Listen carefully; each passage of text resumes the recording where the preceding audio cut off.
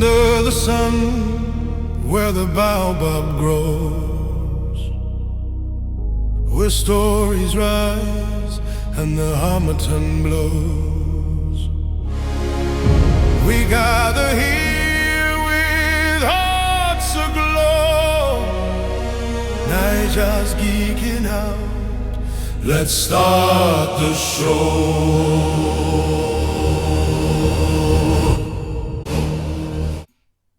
Hello and welcome to Naija's Geeking Out. This is episode 279 and it promises to be a jam-packed episode. We have a lot of content to get through. Invincible has dropped. We have new trailers for movies. We have new announcements that are dropping. It's been after a few weeks of very relative to no content in terms of TV shows, movies, and things like that. Now we are having a slew of them this week. So yes, it's going to be a long episode. But first of all, Red, how are you doing? It's been a while since we've seen you. Yeah, I went on some went to some grand adventures. I'm back. I Mm, conquer. Yeah, you I'm conquered back. and you're Oh, back. I conquered. I think I can claim the Anikulapo name and put it in my pocket. I don't know.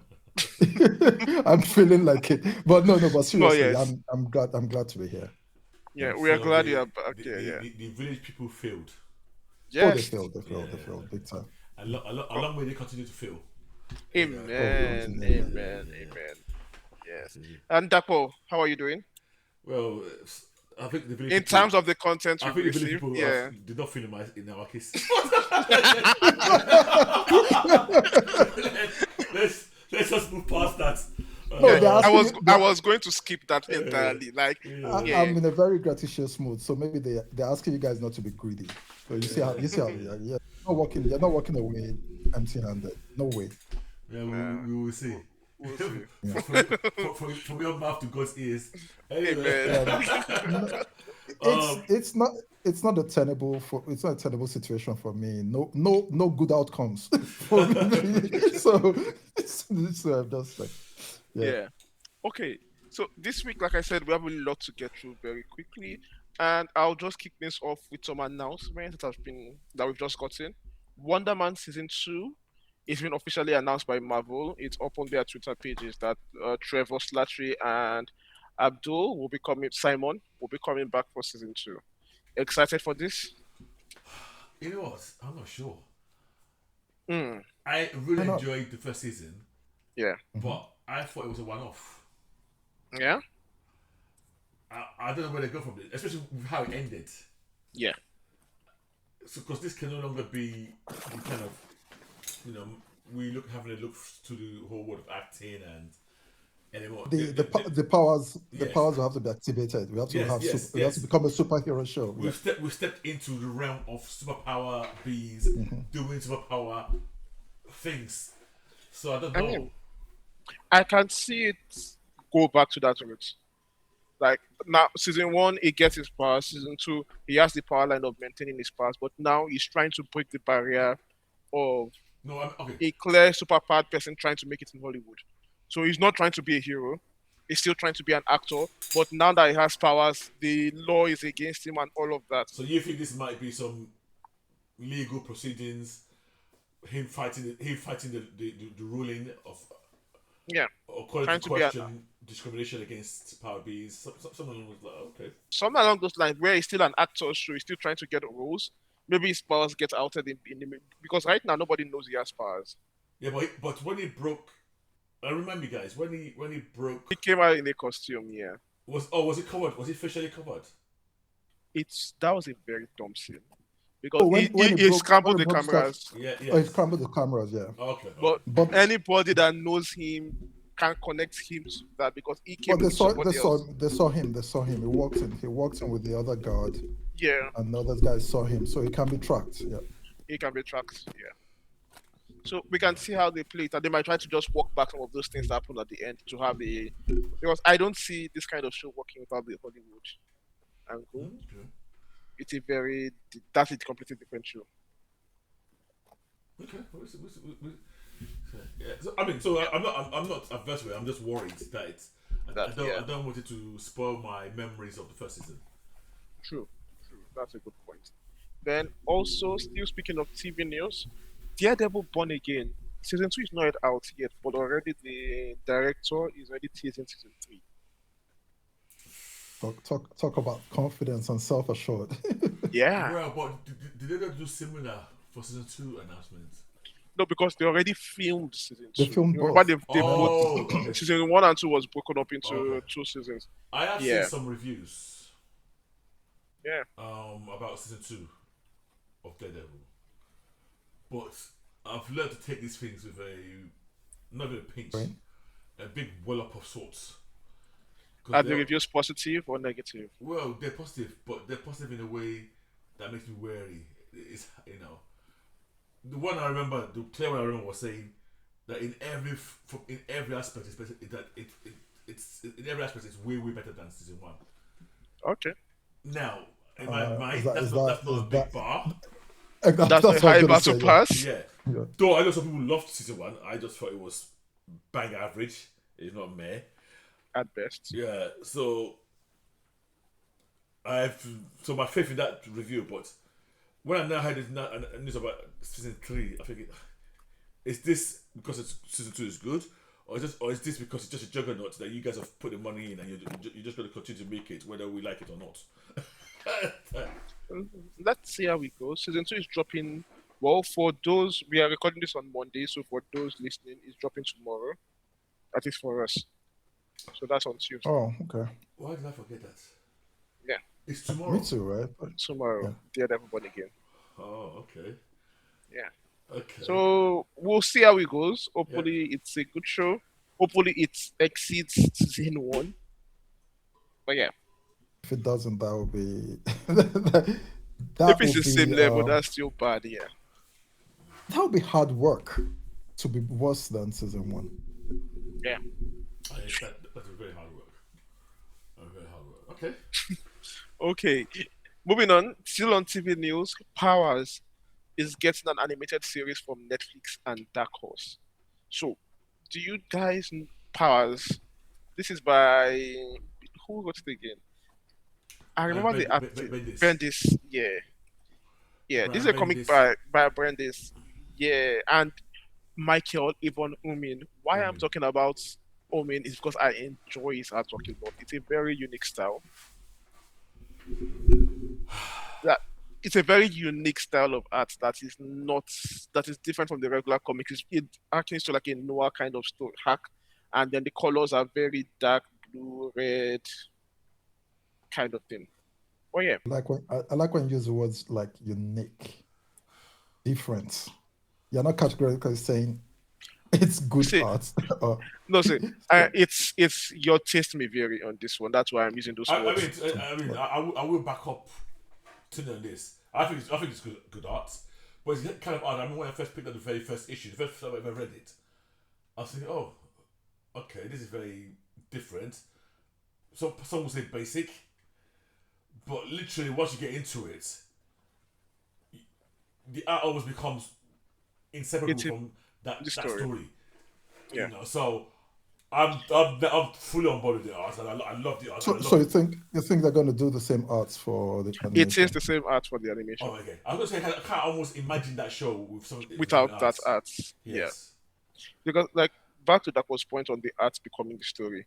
There are most comic books we read, the art just helps tell the story, helps facilitate the story. It's like, okay, this is like for example, Jim Lee Yeah. is a great artist, but his art doesn't make the story, doesn't it's not part of it, it's not a character of itself. But like with someone like Michael Avon, you might not like the art, but the art is integral to the story. Yeah, It's a whole new character. It's yeah. What Red? Have you not read Red Powers? I read Powers, yeah. Oh, okay. Yeah. Did you like it? I liked it. I did. Oh, okay. Yeah. So for those who haven't read Powers, it's a story following two detectives, non-power detectives, while they investigate superhero crimes. Yeah. So it's a police procedural story where two regular detectives are investigating this kind of crimes. And yeah, that's the basic premise for it.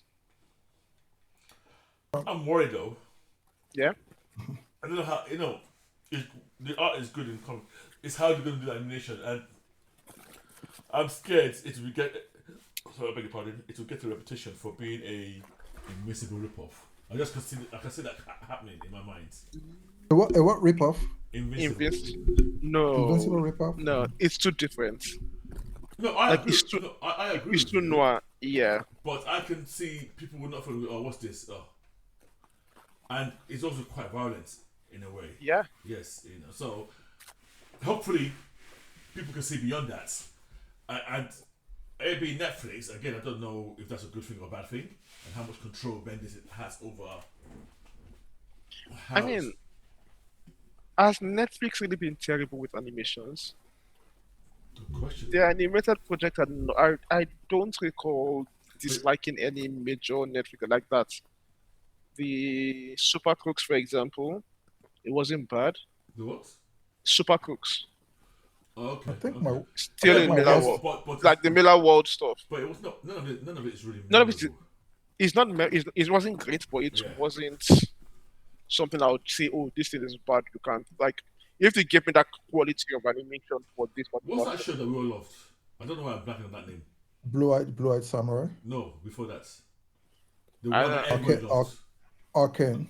Yeah, Arcane, Arcane. yeah, Yeah. Yeah. Arcane. But even Arcane is not. I won't give Arcane. that to Arcane. Netflix. Arcane is a Sorry. different level. Just it I won't give just that to stands by Netflix. itself. It's a different level. It's different budget, It's Riot, different right? Okay, studio. okay, Yeah, okay, Riot. Yeah. okay. So, but Netflix and animation, it's in solid hands. You at least you can I get think solid I products from think my them. worst. What do you think about the Hercules one? Not the Hercules, the Thor one. What was that called? Those Was it nonsense. Blood of Zeus or what was it called? Oh, I was there tall. I was thinking, Yeah. what was this? Yeah, I remember that. Yeah, yeah. It was okay, I You guess. like The the art? story was shit. I Okay, didn't there's mind the art. okay. No, you didn't mind the art? Okay. I didn't I mind the mind. art. I I'm trying to, did I'm trying to mind remember the it. art. I thought it was. I don't remember hating it. Let me put it that way. I didn't like that art I at didn't all. like that art at all. It was not. It wasn't a problem. Yeah, but in Because this case, the art should not be the issue. If Omen is the one doing it.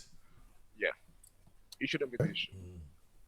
Because they also did Castlevania. I'll give them that. So Netflix, Oh, they have okay. they have credits in the bank for me for animation. Okay. Okay. So yeah. So Powers is coming out, and I'm really looking forward to that as well to see how that. Very random question. When you're Yeah, talking about arts enhancing stories, yeah. do you remember who did Luther Strode? Oh yeah, yes, yeah. Ooh, that's another. That is another one. Tunde, did you read Luther Strode? Yeah, that is like in terms of violence. Yes. It Yeah, was also the kinetic Yeah, nature yeah. of the art. energy. Oh, yeah, Yeah, of the art. yeah, Yeah, yeah. the art was tried more, Yes. Okay, and I okay. can't. I'm trying to remember if he has done another one apart from Luther Strode that it's memorable. He has done some one issue, one story like all new Ghost Rider, 5 issues, Silver Surfer 5 issues. Marvel wouldn't let him do what he did with Luther Yeah, Strode, that's right. would they? Exactly. Yeah. So, Or maybe it takes too long. I can see something like that taking too long. too long. Yeah, In a way Oh, that's oh, all that's these Marvel type might say, we don't have that long. yeah, that time. Okay. yeah. But another one for me, it's still as we're on this tangent of art enhancing works. That way, if you remember anyone, please bring it up. Okay. Another one for me is Deadly Class. Maybe we should do arts And and copy You know for what? I think an episode. Yeah, I Yeah. think we should do an episode on art generally. on art, Art, yeah, yeah. Because for comics and superhero, art is a key component. it's a key component, Yeah. especially when it helps you tell that story really Yeah, well. yeah. Yeah. Well, nice shout, Red. Once all this glut of content goes away, we have to sort this. I do We that, just yeah. had a lot of content. Yeah. This is what we Yeah. should be storing down for Yeah. those periods. For the lean days. Yeah. But yeah, moving on from art enhancing stories, a trailer dropped, a big trailer dropped, and this is Spider-Man Brand New Day. Now, before we get to the trailer itself, I want to talk about the release strategy for this trailer. Okay. What they were doing, they were dropping like 1 second clip or a few seconds clip every hour as a countdown to dropping the big trailer. Really, Okay. I missed all of that. Yeah, I missed all of that until afterwards, and a lot of fans were following up on this, like, "Hey, did you see this clip? Did you see that clip?" And it was building up expectations for the big trailer drop. This follows a trend of pattern in Marvel, for like they are really been experimenting with how they do trailers nowadays, and I think it's worth taking note of. like the nonsense they did for Doomsday. Yeah. Oh, yeah, yeah, yeah, yeah, Cheers. yeah, yeah, yeah, yeah. Yeah. I'm like, okay, I see you. I see what you're doing. Do you know, also you mentioned this now, I did not even realize Yeah. it even happened. Yeah. Okay. Yeah. It's an Okay. interesting, just something to take note of in terms Good. of Okay. how, yeah. Okay. I'll pick something up later when we start talking about these trailers, so because maybe that might factor into something I want to mention. Okay. About, okay, yeah. So now, brand new day trailer has dropped. First of all, before we go into the trailer, did you guys like it? I loved it. I can't even hide my feelings. I absolutely loved it. Are you? It's well, never mind. Red, are you excited about the movie No, based on this yeah, trailer? I am, but beyond that, they just a shout out to Spider-Man, the character. Is there anybody that hates him? No, You always get all these edge lords. no, there's no No, but hate apart from for. that, like, yeah, he's just such a likable, lovable character, I, and I think they mind that well again in this yeah, trailer. I mean, people Yeah, hate the suffer head of Peter Parker. The yeah. like Right. it's that suffer head tendency of Peter Parker is So, like But it's the most relatable part. but it gets too much. no, I had the point I want to make. Most of the comments are welcoming. That thank God, Holland is not going to do suffering. That he's had it too easy. It's So the yeah, main comments. yes, People there is. when he's suffering, people complain about him suffering. Friend. But when Because it's when he's always not about suffering, they say, "This is not Spider-Man. He's enjoying." No, I think there's a Okay, go on. what's it called? There's a time where it gets too much. Like Spider-Man suffering is normal. He's a relatable guy going through struggles and all of Yeah. that. Like when he's suffering, like a normal person is suffering. Yes. Like he loses his girlfriend. Yeah. Or he's struggling to get a job. Or he's trying to balance his career He and can't pay rent. he can't pay rent. He's struggling to pay rent. It's like we get it. It's a normal person suffering. But when it gets too much, like he sold his marriage to Mephisto and he's losing his memory, he becomes the head of a company and he intentionally crashes the company down for Yeah. no reason. His wife comes back with one useless man, married with kids. It's like it gets too much. It stops being interesting and now becomes gratuitous and Okay, so annoying. you're talking the comics. You're talking mainly In comics. comics, not Okay. in Comics, comics, in comics, yeah. That's fair. So That's fair, while mate. yeah, while the sufferer of Superman is like okay, our Spider-Man is like okay, he suffers, it's relatable, we get the struggles he's going through because almost no other superhero has those kind of struggles. They are either completely divorced from reality, Yep. I either by their money, by their powers, by whatever they are going like either they're a princess, they're an alien, they are a billionaire, Just call their they're a names god. now. Either you're Superman, you're Wonder Man, Woman, you're man, Tony Stark, but like or it's Batman. yeah, it's rare that you have a superhero that still has to deal with regular issues. Yeah. issues Sure. because even the human ones, Punisher, Daredevil, they don't deal with human issues. Daredevil, Punisher is just a psychopath. Yeah. Indeed. It's not okay. Yeah, it's not at all. So yeah, it's rare to have that kind of character, and it strikes that really well. So that's why Spider-Man still remains the most relatable. So Superhero. do you didn't answer whether you like the trailer or not? Did I Red do. answer that? Red, do you? Oh, I liked it. Yeah, Oh I yeah. did. Okay. Yeah, Oh, Okay. I do. So we all I have do. I have questions. No, fine. I have Before questions. we move So, forward. yeah, So my elder son loved it. Okay. Absolutely loved it. He's been kicking out about it. Then we just asked the other one. This literally about 2 hours ago. Just randomly we were talking about it. And he goes, "What do you feel?" It went to a rant. Yeah. He didn't like I didn't it. like it. Yeah. I get it. And then his biggest issue was who are all these randos he's fighting.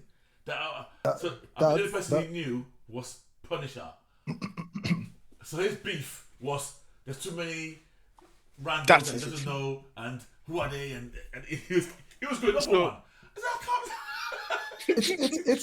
It's a lot. It's a very valid question, and you have to ask how long is this movie, and how are you going to Oh, pack all So this I people into a have a story? take on why all the things we saw are probably not even more than 10 minutes of the film. Everything. So if you think there's going to be montage that's good, Let's- but let's- That's exactly It what I won't think. be unknown. So it won't be on that. I somewhat disagree Okay. with that because, for example, the Punisher scene, it leads to him seeing, is it Mr. Negative No. that Okay. is switching bodies? Let me point out the montage scenes for me. Yeah, It's really two of them. which one? Boomerang and And what's the Tarantula. guy's name on the wall? And which No, one? not Tarantula. Tarantula. I can't even pronounce it. Like the spider. Tarantula. Yeah. Yeah. Yeah. I think those two scenes are 100% montage scenes. Okay. Okay. And I've the only one I'm not sure, I think it might be montage, might not be montage, is The hand. Scorpion. Is the Scorpion. So the Scorpion doesn't feel like a montage. Yeah, because of the actor.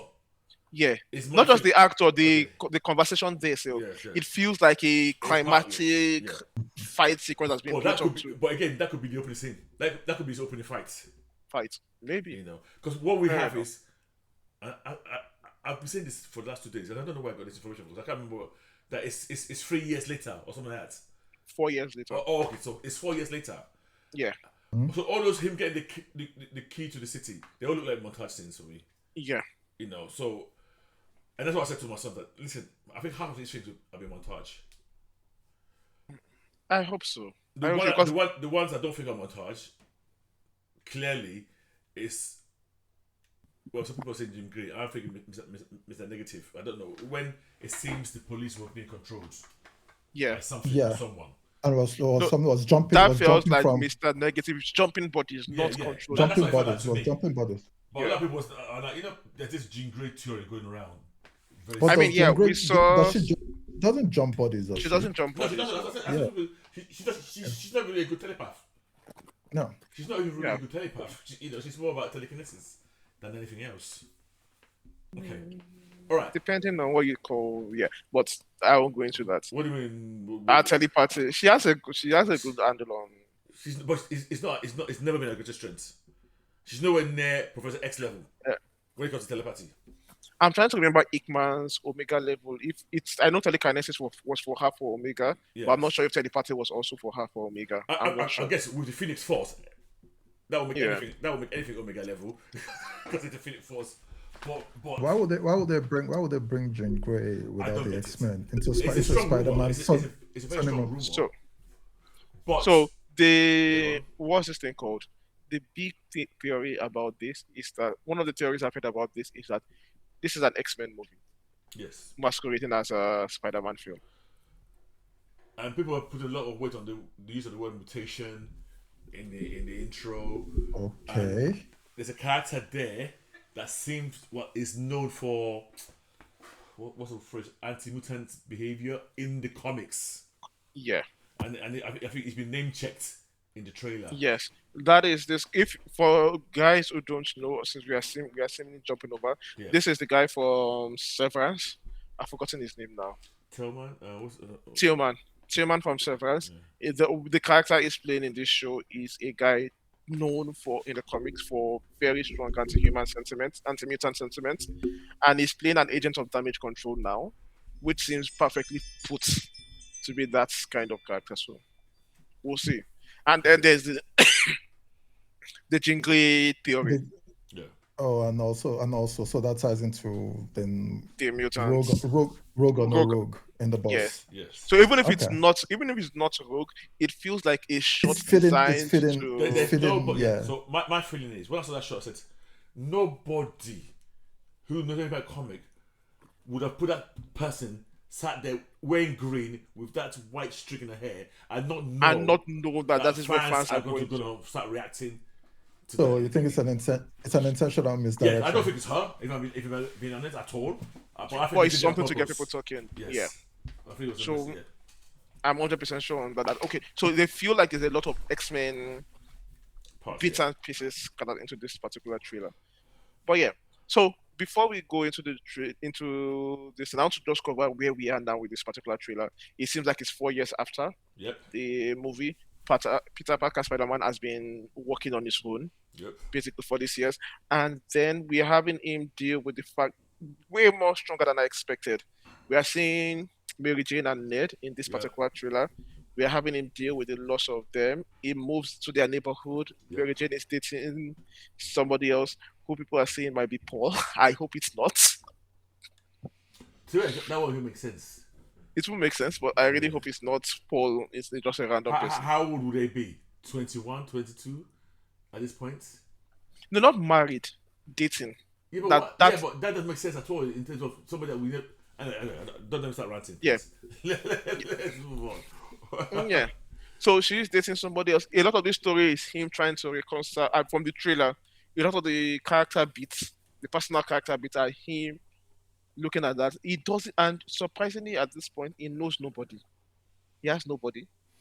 Not Because nobody, surprising. nobody remembers him. Nobody remembers Yeah, him. but I think to this point, it looks like he's not even trying to build new companionship. Which It's been 4 years. I'm thinking I think one of the themes of this film might be he's purposely sacrificed his personal life for Spider-Man. Save Spider-Man, okay. And that he's not converted any friends. It's partly why he's not even trying to reconnect with these guys, even though he's longing to. But maybe every time he thinks about it, he probably remembers how close they came to getting hurt. That is my first question mark on this trailer. Okay, go on. I like Sofa-Head Spider-Man when it's relatable. If this is where they go through, I don't like it. So here's my biggest question. At the end of No Way Home, what were your thoughts on what when he walked away, when he went to meet, he was going to reveal himself back to No, MJ? I was fine. No, I was fine with him not revealing himself back to MJ. I said, you know what? I'm going to do Spider-Man. I'm going to be Spider-Man for the next 4 years. But if it's just all for the past 4 years, he does nothing with his life, and it's just Spider-Man and still pining. And he's still punishing himself exactly for losing those relationships, not trying to move. Like he's stuck in that particular bubble. Beat. I'm like, this is a bit too much. This is a bit too exaggerated. This is the kind of stuff I hear that I don't like. I can always bet that is the case. Yeah, that is why I said it's my first question mark. Based on what I'm saying, it looks like it, but it's a problem for me in terms of like, it feels unnecessary. I think it's the case.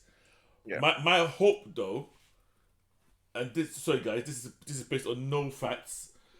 This is purely a wish from me. Mm-hmm. Is that MJ is in this film for very little. Hopefully, I pray to God we get a Gwen. See, I would love a Gwen. I was hoping we would move from MJ to a Gwen, but Marvel, looking at real life, Marvel is not going to do that. This is Sony movie though. Sony is not. No company is going to do that because of the real life connection of Tom Holland and Zendaya. One, they are married now. No. People love that relationship a lot. Like, see, let me put it this way: fans will be so pissed. Fans of this particular movie will be so pissed at anybody that breaks up Peter and MJ. Well, they are not pissed enough to punish them. Pissed enough to punish them. Punish them at the box office. Dated somebody in this film. They're going to hit that guy. So that relationship cannot last. Yeah, but that's why a Gwen can come in for him while she's with him, and then but Gwen will be hated. That's their problem. No, I'm saying that not their problem. I'm talking about from fan people who react negatively to Gwen in this particular context. The same way that people would react negatively to MJ in Amazing Spider-Man. Imagine if we had an MJ in an Amazing Spider-Man when Emma Stone is still alive. Okay, so let me give you. We've had this scenario in a film already. Which film? And people do not hate the Gwen. People didn't like MJ in the original Spider-Man. Which Spider-Man? In the first one, Tobey Maguire. People did not like MJ there. MJ was not a likable character there, and it was Bryce. It was Bryce Dallas. But I think that was more of the person that acted the movie. The person MJ wasn't that relationship wasn't like the favorite relationship for people. It was a very annoying relationship. As a fan, like once they introduced Bryce Dallas, a lot of people I know, even myself, I wanted him to end up with Gwen I there. think I Of think course, I yes. think you guys Well, I think I've you always guys been are a Yeah, beginning Gwen to fanboy reach. personally. yeah. Okay. What I'm saying is that imagine in Amazing Spider-Man 2, what happens there is that Peter and Emma Stone they break up, and then we have a new character as MJ. Imagine the kind of reaction people would have to that kind of storyline when there's this particular chemistry they've fallen in love with. So that's why I said Okay. Okay. they won't want to sacrifice that chemistry for a new character that would just end up being hated. I'm No, not saying that I'm not saying that as a reason, Sha. I don't. I'm not. But I can see where to this coming from. But I'm not. The key would be who you get to play Gwen and how she plays it. You know, and especially if they make it that MJ's the one, getting up with all these men in his face and he's suffering in peace and Yeah, quiet, and this person comes along to I help like. help him out. I can see the room in Marvel exec office as a writer. So have you seen that particular meme where a writer suggests something and they throw them off the window? That is that's the exact thing I'm saying. That hey, let's break up MJ and Okay, Spider Man so in this what? So movie. what do we know about? Okay, what? Okay, what does this trailer open with? Remind me. So the big reveal of this trailer is the mutation. Okay. Yes. Yes, that's the big reveal of the storyline this trailer is going through. Yeah. That's true. The That's idea true. of mutation where we see Spider-Man waking up under the what's it called? Is Under a on window yeah, no one in a cocoon, yeah.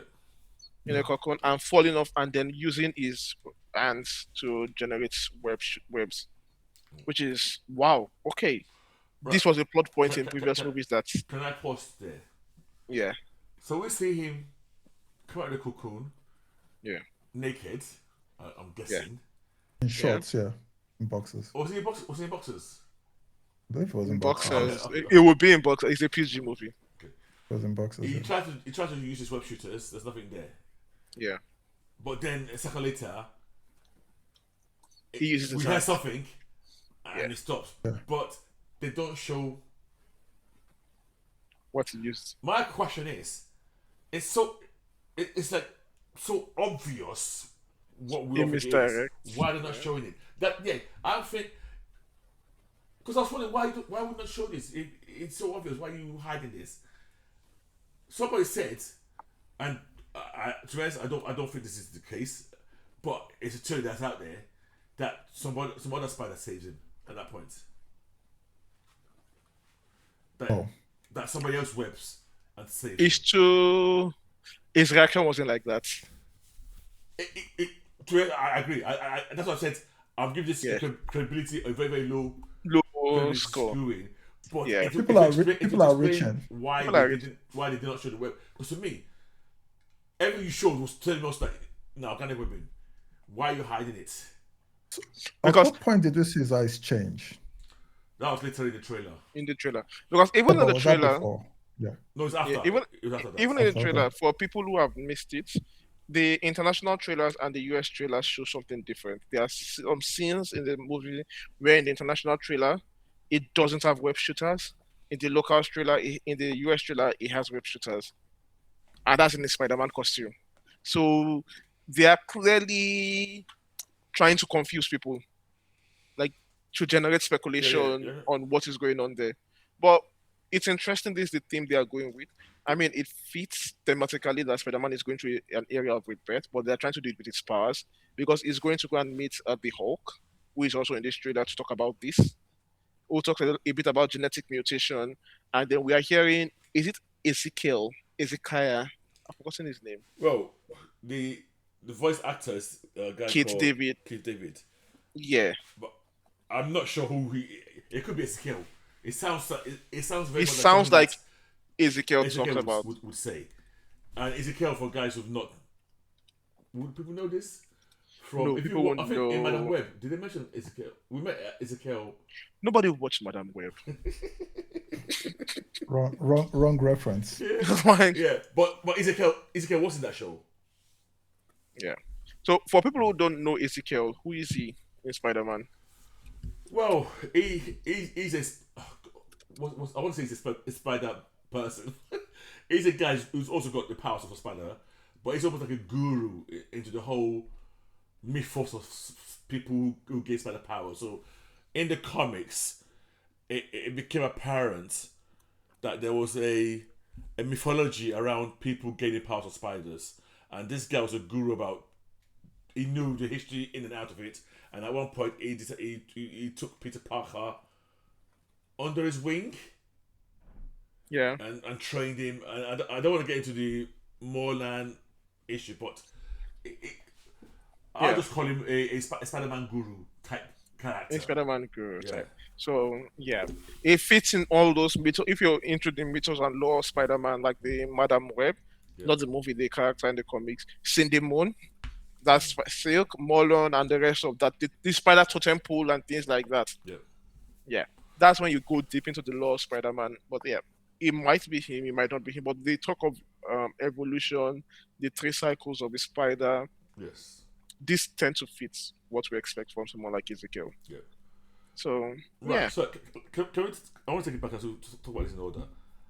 So the trailer, when we first started, is up in the sky with a mask of creep and not pervin or no. What's that word you use when you're just training somebody without them knowing?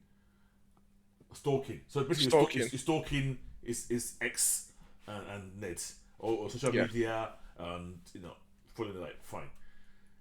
We then see him get into some fracas with Frank Castle, yeah, and he seems very familiar with Frank Castle, to my view. So they've Yeah. had a few clashes over the years, yeah, the intervening years. There's a montage of other villains he's fighting, and if you know Scorpion, we saw a character in Homecoming. Was it Homecoming we saw? in the first one, Homecoming. Yeah, Yeah, so we saw a criminal who got arrested in the end, and he went to jail. And the actor is well known. He's playing Scorpio. So we see him in full armor in the trailer fighting Spider-Man. We see glimpses of other characters that people from the college might know, like Boomerang, yeah, like I can't pronounce this word. I always want to say Tarantino. Tarantula. Yeah, Tarantula. We see him. We see recreations of certain comic covers, Then we start, and this is a bit exciting. We see him. I think it's 2 different scenes where he's fighting ninjas. Yeah. Ninjas that wear red. And I think we're all on board that this is the group called The Hand. Yep. That's Yeah, and they have to be. well, yes. I mean, to me, it makes. I can't believe you can't have ninjas in New York in red and it's not being The Hand. It would be stupid. We've seen them in Daredevil, the Netflix show, Yeah. I believe. Some of the best scenes in this trailer were the ones with The Hand. With the hand, him going to meet them and then where coming he's down. jumping down towards them, and they kind of look like they're coming up. jumping up. Yeah. Again, I've seen some over analysis of that scene, claiming there's somebody else in that picture. I saw that. Yeah. Saw analysis that they did the same thing in No Way Home. Yeah, No Way Home. They Yeah. did. Yeah, it was No Way Home. They did that. Yeah. So they said that people are saying it's happening again. If there's somebody else in that scene, to me, it's got to be Daredevil. And Charlie Cox already gave a denial, non-denial, denial. He's actually come out and said, He said it's not going to be, but if I'm going to be, then I wouldn't tell you, so I could be lying. And "Oh, gotcha, yeah." yeah. So I love that shot.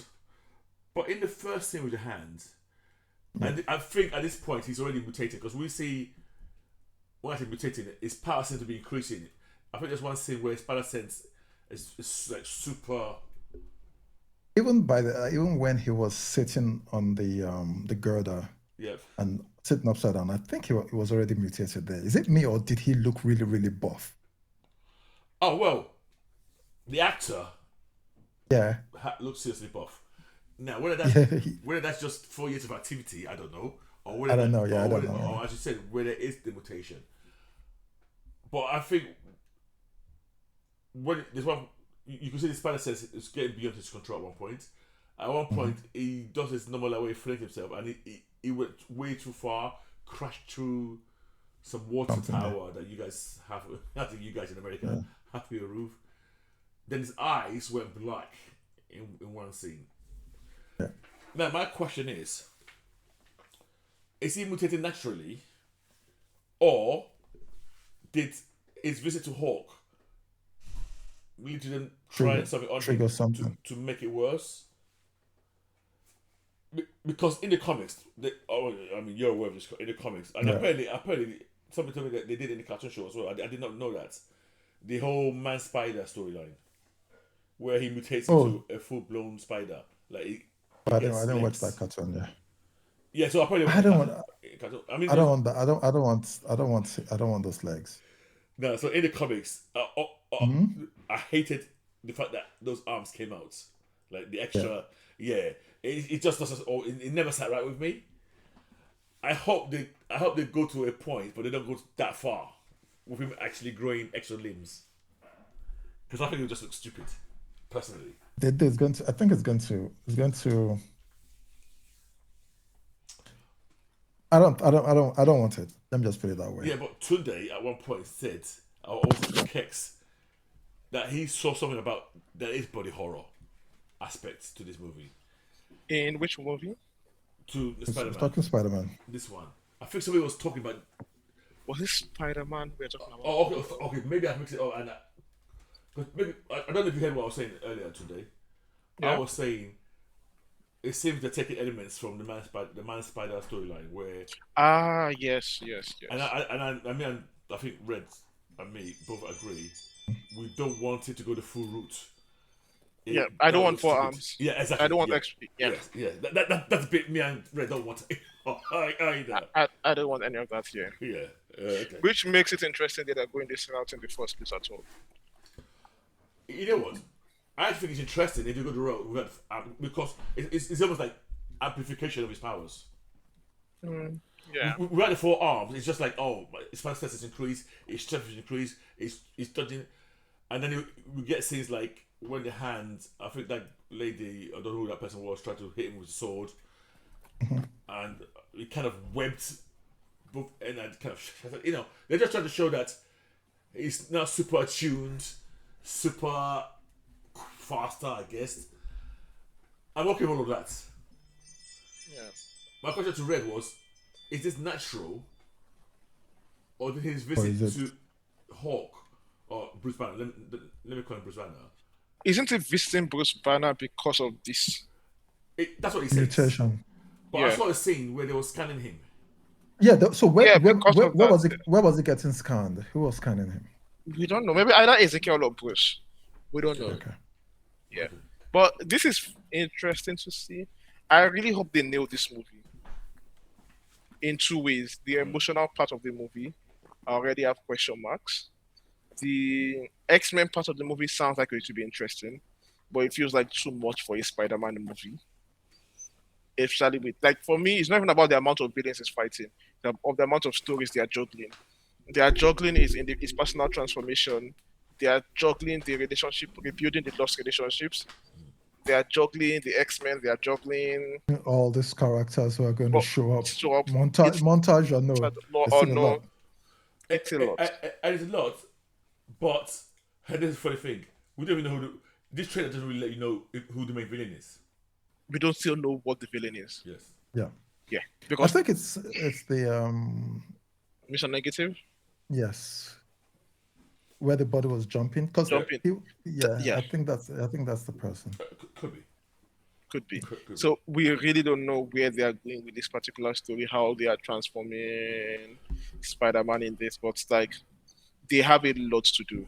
And I think I see someone once said something that they wish they'd move this MJ meet-up to the next movie, like this MJ storyline to the next movie, and have this movie deal with him living without them, how he lives without them, his new relationships without them, and maybe at the end try to connect them back in, but like let this movie be about that. because now we have to get caught up on his 4 years alone, and then move. Yeah, I think that 4 years alone. I think they're just gonna skip through it. Oh yeah, but I'm talking about in character growth. I mentioned it earlier that I don't want him to be stuck on that particular beat for 4 years. That's just incredibly sad. Okay. Yeah. Right. So I've got. So before we, what thing I want to say about this trailer? Yeah. I'm trying to think. I'm gonna say this. I'm gonna put this out there, and then you guys can knock me down if you think I'm being too much. I think this is the best Spider-Man trailer I've ever seen. No. Okay, which one was better? No. Garfield, which one?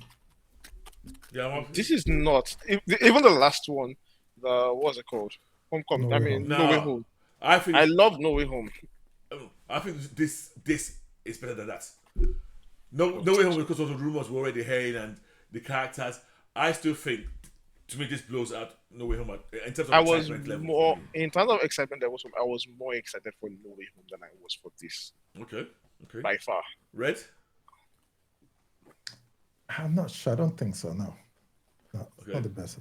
No. Even the So- Garfield first Amazing Spider-Man movie. I'm trying to remember the trailer. Either the first one or the second. I know the trailers I know because the web swinging was wow. Yeah, those were fine, but to be honest, even all the way back to Maguire, I can really tell you now, Spider-Man trailers have never really blown me out of the water. The closest was No Way Home, and for a different reason entirely. But this one, I was proper excited. I've never been this excited for a trailer, if I'm being honest. It's a Spider-Man trailer, let me put it that way. Really? Yes. Okay. Serious. That's what I'm asking you guys. That's why I said I'll put it out there. But I've never really Amazing Spider-Man for me. Yeah, but I wanted a trailer. And then who am I seeing? Like the Electro trailer, with the music and everything. I was like, okay, Jamie Foxx is playing Electro. When they were playing techno, no, not techno, dub. What was it? What they played? I remember that. Like dubstep, electronic. Didn't excite me one bit. Didn't excite. Okay. Yeah. Okay. But I'm watching this trailer. I'm seeing Punisher. I'm seeing the Hand. This has really got me excited. I would like. Like everything you are saying is actually part of the thing that I'm very excited for. Yeah. And I guess that's where I feel like my second, he didn't. That's the reason why he didn't like it. But yeah, this is my favorite trailer. I want to talk about Spider-Man the character. I'm gonna make another bold statement here. I don't think it's a bold statement personally. I think it's a fact. But I know certain people will kick off about this. And somebody's already rolling his eyes. In his corner. I don't care. Go for it. If it's a bold statement, no shall I use it. Spider-Man is the most popular superhero on planet Earth. Bold. Popular. More popular than Superman. Yes. It's bold, but it's wrong. It's not wrong. Yeah, I'm not sure. I believe that. He makes the most money as well of any superhero on this planet. That's a fact. You could go and check it. He's the most recognizable, even though the data of all superheroes. I mean, the gap between him and Superman and Batman is not bad, but he is the most recognizable of all superheroes as well. Most recognizable over most Superman. Yes, over Superman.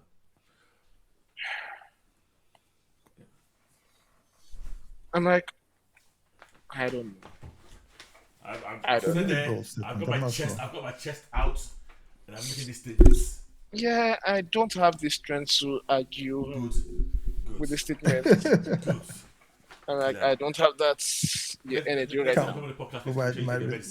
My research that. Yeah.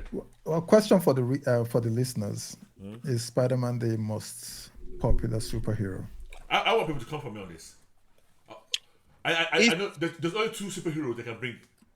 It's Batman and Superman. You can't bring anybody else. Yeah. So Superman is a failure in terms of sales and box office and big all failure. of that. Are we talking? No. When you say popular, what does popular mean? So to me, there's a few facets. Because popularity means known. So I'm popularity means known, and also known and liked. That's popular in terms of. I still think the Superman chest symbol is still more of a recognizable icon. I'm telling you now, if you go to almost anybody in the village, Yeah, I show them Spider-Man, I show them Superman, they will know Spider-Man. I'm not sure they won't know Superman, but they will not. There's nobody that not anybody that doesn't know Spider-Man will not know Superman. I'm almost sure you can see it the other way around. I'm not sure you'll find someone that knows Spider-Man and doesn't know Superman. So okay. So let's take what you just said. So at the very worst case scenario, you're saying that in terms of recognition, they're the same level. No, in terms of recognition, I'm still thinking that you might find people that know Superman and don't know Spider-Man. Okay, so we're splitting recognition versus popularity. No. Yeah. So I'm saying even recognition, I'm saying Superman doesn't have Spider-Man is exactly the same level, if not higher. Then I'm saying Spider-Man is more liked and more popular than Superman. He makes more money than Superman. I don't know what you're doing, and just accept this fact. And I know your instinct is to fight. Yeah. Put your instinct in check for once. The only person that can really challenge him in terms of making money is Batman, and it's not even close. I want to check the stats. It's not even close, but I can see. Okay, Batman is also, to me, Batman is more popular than Superman in my mind. When I say popular, again, I mean people stand for Batman way more than they stand for Superman. Because I want to talk about these trailer numbers as well. I know that's where you are going to with this trailer because of the numbers. That was the layout. That's a long. I know that's where they are going to. But like in terms of, for example, now I'm trying to do breakdown comparison. Like for example, name recognition. Yes. I think Superman still has more name recognition than Spider-Man. Like when you talk about superheroes in general, you are talking about Superman. It's the archetype. They have done the surveys, worldwide surveys, where they've done this question. It's online. And this is not from this year. This is like from like 2-3 years ago. Which surveys and who is doing this? All these YouTube surveys and all of that. No. It's Worldwide. different, I'm sure. Because I don't Yeah, know. please. You know what? I've done this before in the past, but I'll take that again. Yes, please, Okay. because like you can't talk about the concept of superheroes of like there are a lot of characters that you cannot talk about without talking about Superman. Let me explain something to you. And I'm not disagreeing with you that Superman is not up there with Spider-Man, but Spider-Man. See, the problem is Spider-Man's been around. I don't know what since the 60s, right? Superman's been around since 1938, right? Yeah. But in terms of penetration, in the last 30-40 years, Spider-Man has penetrated, whether it's the cartoons, whether it's the games, and way more than Superman has. No, yeah, I agree that in terms of output over the last, but in the modern era, output makes you more recognizable. No, I'm saying that even with that level of, like, even with that output of Spider-Man edging everybody else, like, in terms of sales, in terms of games, in terms of cartoons, in terms of all of this, it's clear Spider-Man has more out there. Yeah, which also made it way more recognizable. You would never define Spider-Man as the archetype of superheroes. You can never. That's the thing right now. When you say superhero, you're talking about Superman. When you're defining for anybody. Wait, stop. You're talking something different entirely now. Nobody's talking about who's an architect superhero. I'm saying one is more recognizable than the other one. I'm not saying. It leads to recognition. I'm saying that if you're going to recognize any concept of superhero anywhere, fuck no. The first thing I'm saying that's the name recognition I'm talking about. Like anybody in the world right now that knows about superheroes, what you're saying knows about Superman. Who's the architect? What you're asking the question is, who's the archetypical superhero? Yes, it's Superman. I'm saying that who is recognized as like if you're talking about no. I didn't say who's recognized as a superhero. I said who's the most recognized character between those two. Whether it's you are adding that the caveat. Okay, let me remove the this thing. Which character has more awareness in the world globally today? It's Superman. No. See, because even for people that do not care about comics They in know any Spider-Man. way, shape, or form. They know Superman And they know because Spider-Man. of. And they know Spider-Man. More than they know Superman. I'm not I, sure I'm Yes. I buying don't that. think so. Okay. I don't buy that. Okay. Like I would give you every other category, like in terms of even modern era, in terms of like, okay, what are people searching for right now? What are people more talking about right now? Spider-Man. But when you say a global awareness of what everybody, like all 8 billion people in the world, Yes. which person do they know? Who has more people that know of them? Yes. It's going to be Superman. Nope. It's going to be Superman. Nope. Okay. Nope. Okay, Nope. you can die on this hill with that bloody trailer of yours because the trailer numbers did. I mean, how much? 700 million, which is almost double the last movie trailer. 71. Yeah, I suspect they are counting the clips that they did. Well, it must be. They must be because that number it doesn't. I mean, It's illogical. I know Spider. I know. I watched it like 10 times. It doesn't matter. People watch Endgame trailer multiple times. People watch like it's not the Yeah, but Endgame. So Endgame was the highest until after this. No. Endgame was highest before. Then No Way Home beat it. Beat it. Then Deadpool and Wolverine beat it. So I'm saying But beating those ones beat it is like 50 million, 10 million, Yeah. then 5 million, something like incremental beating. increases. This one is like generational. Yeah, this is like double. It's yeah, Almost double. So the numbers don't make sense. Like if you beat it by 50, 60 million, I would say yeah, that makes sense. But this is what I'm saying. To me, this trailer, in the same that first day, well, I don't watch it 10 times like this guy said. Because remember we were talking about it within the first 24 hours. Yeah. So it's more about people. Oh God! Instantly watching it. It's because it's all in 24-hour periods. It doesn't. So it's like how quickly do people watch it and get so excited that I want to watch it again or I want it again. I think that's the key thing. Like I'm trying to think of what a trailer. I guess Endgame would have been the one that I remembered in my mind. Sorry. Even Deadpool and Wolverine, Deadpool and Wolverine. because there are a lot Yes, of TDPs that you say, I'm catching this. So it's not sheer popularity. I mean, it's a popular character, but these numbers cannot be explained by sheer popularity. No, if his character that was not liked, one that will reduce his numbers anyway. No, Let's- obviously. It's liked and the let's trailer give- was gone. Let's give that another chesty moment. Call it. How many billions? Oh yeah. How much do you think he's going to make? Alright, so when I saw the trailer, I was good around shouting 1 billion, 1 billion. I decided that I don't want to be a coward in my life. I want to be out there with full chest. Yes. I'm calling 2 billion. Thunder fire anybody. Are you willing to bet on this? I'm calling 2 billion. Whether you want Are me you to willing bet or not, I'm calling 2 billion. Are you what willing are you to calling? bet We wait for on Kex. this? We wait for Kex on the bet. No, since that what? was mine has gone or he has off pant already, so it's a good time to catch it before his brain calms down. No. Are you willing to I'm bet calling on 2 this? billion. Sorry? He's ready. No, you know what? Last time around, when you guys caught me with us, you removed my enjoyment because you started making me stressed over the numbers. I want to enjoy this. This is 2 billion. I want to enjoy my 2 billion when it lands. I mean, you will enjoy your 2 billion. You will enjoy your 2 billion when you win the bet, and you enjoy an added elimination of What somebody. did you bet? What would I get from This- this that can make me enjoy it? Standard shot the fuck To up tell you and shut extra up. I one. can tell you that any day. I mean, that one. Then you're not losing on anything. Yeah, So exactly. what do you think? What? It's not going to make 2 billion. So what's your prediction? My prediction is going to be 1.5 at most. Okay. There's a key leg that can stop it, if I'm honest, and that's June. Because it's coming out on the same.